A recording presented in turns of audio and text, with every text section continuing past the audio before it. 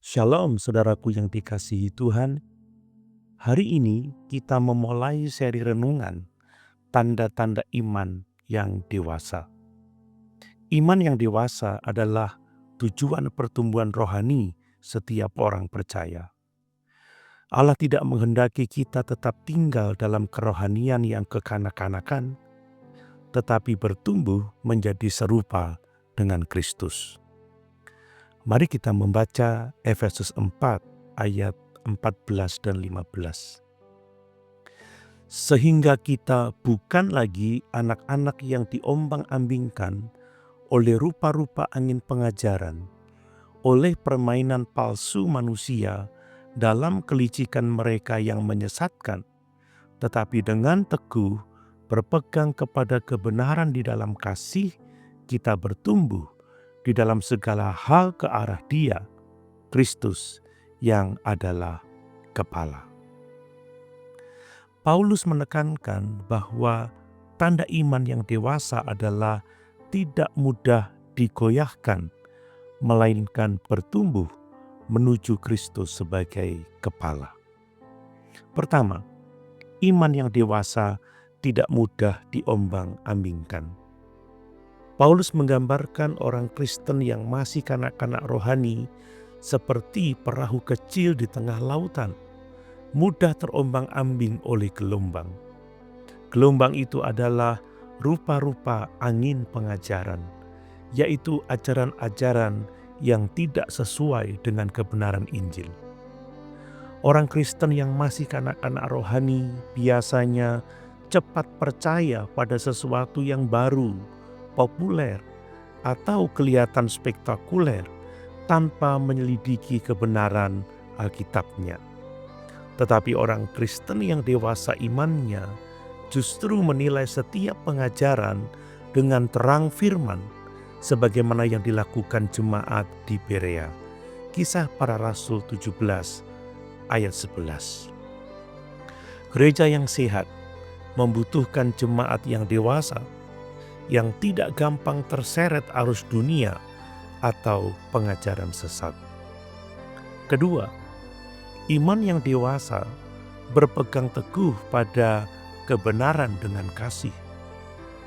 Paulus tidak hanya menekankan kebenaran, tetapi juga kasih. Dewasa rohani bukan hanya berani mengatakan kebenaran, tetapi juga melakukannya dengan kasih. Sebab kebenaran tanpa kasih bisa menjadi pedang yang melukai, dan kasih tanpa kebenaran bisa menjadi racun yang menyesatkan. Yesus adalah teladan kita. Ia penuh kasih, namun selalu berkata benar. Iman yang dewasa belajar menjaga keseimbangan ini, menyampaikan kebenaran, tetapi dengan sikap hati yang membangun, bukan menjatuhkan. Dalam kehidupan sehari-hari, orang yang dewasa rohani tahu kapan harus menegur dan bagaimana menegur dengan lembut agar orang dibawa kembali kepada kebenaran. Ketiga, iman yang dewasa bertumbuh ke arah Kristus. Tujuan pertumbuhan iman bukan sekedar rajin beribadah atau aktif dalam pelayanan, tetapi menjadi semakin serupa dengan Kristus. Orang Kristen yang kanak-kanak rohani sering berpusat pada diri sendiri. Ia selalu bertanya atas apa yang dilakukannya. Apa untungnya bagiku? Tetapi iman yang dewasa berpusat pada Kristus dan selalu bertanya, apakah yang saya lakukan menyenangkan hati Tuhan? Pertumbuhan iman adalah proses panjang di mana kita diarahkan pada pikiran, perkataan, dan tindakan Kristus. Paulus menegaskan, kita bertumbuh di dalam segala hal ke arah Dia, Kristus yang adalah kepala. Artinya, bukan hanya sebagian dari aspek hidup kita, tetapi seluruh aspek hidup kita, yaitu keluarga, pekerjaan, pelayanan, relasi, bahkan cara berpikir kita harus dipimpin oleh Kristus.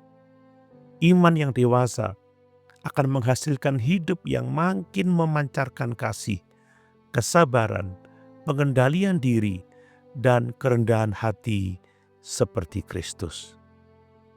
Saudaraku, apakah kita masih seperti kanak-kanak rohani, mudah terpengaruh, hanya mencari hal-hal yang menyenangkan telinga, atau hidup berpusat pada diri sendiri?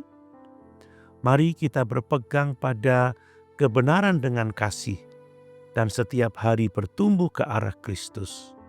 Itulah tanda iman yang dewasa. Mari kita berdoa.